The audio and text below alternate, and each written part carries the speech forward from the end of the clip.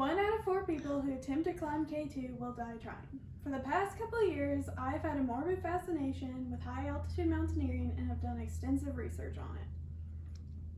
The Britzelsbau route is the most popular route on the mountain, and I will be discussing the dangers and obstacles that lie at Camp 2, to Camp 3, to Camp 4, and then the summit.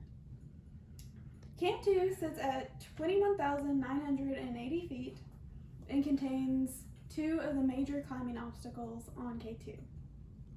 The house chimney is a 100-foot tall rock wall that is usually considered an intermediate climb but is relatively easy with ropes. But the high altitude makes breathing and movement difficult and can make an easy climb challenging.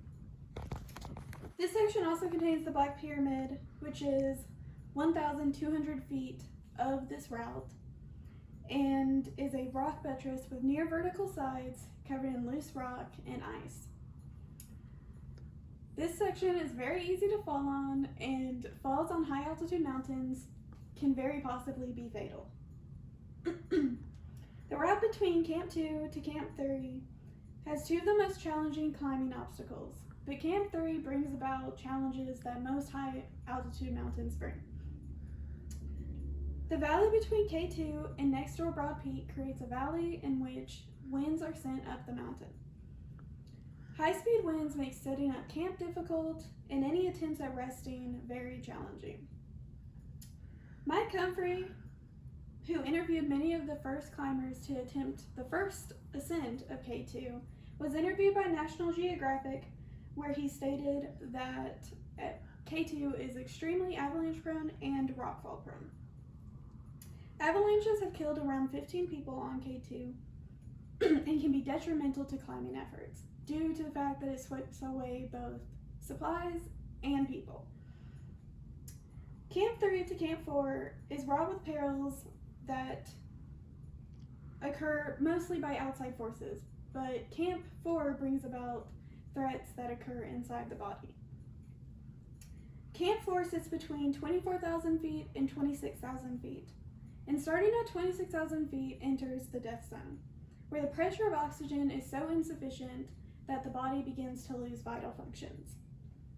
In an academic article by Raymond Huey, published in the Journal of Experimental Biology, it is noted that the stress of the death zone can create exhaustion, a serious medical problem, a fall, or mental error due to the high altitude and lack of oxygen.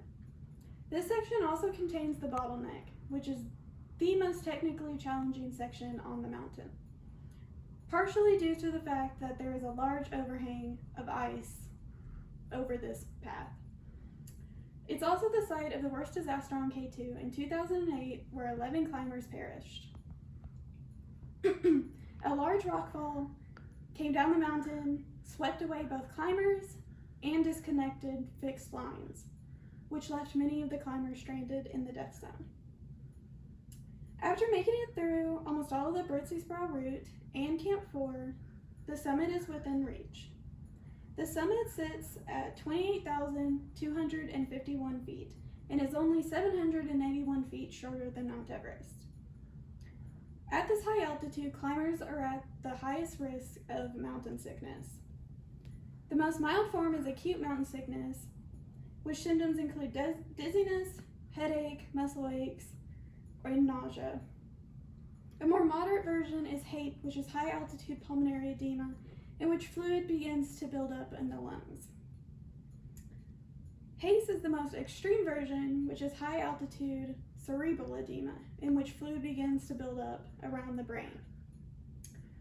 Altitude sickness is often treated by reaching lower altitudes, but sometimes the severity of HAPE and HACE require emergency steroids to be given.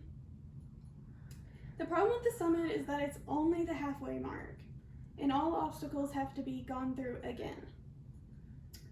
According to an article by Stuart Green, who is a mountain guide and author, around 1 out of 7 people who successfully summit K2 will die on the descent. In conclusion, while K2 is shorter than Mount Everest and has fewer fatalities, the fatalities per number of climbers is significantly higher. While the Abruzzi-Sproul route is the most popular route on the mountain, it is still full of dangers. K2 offers exceptional challenges that even the best of climbers will struggle against, and a quarter of them will not make it.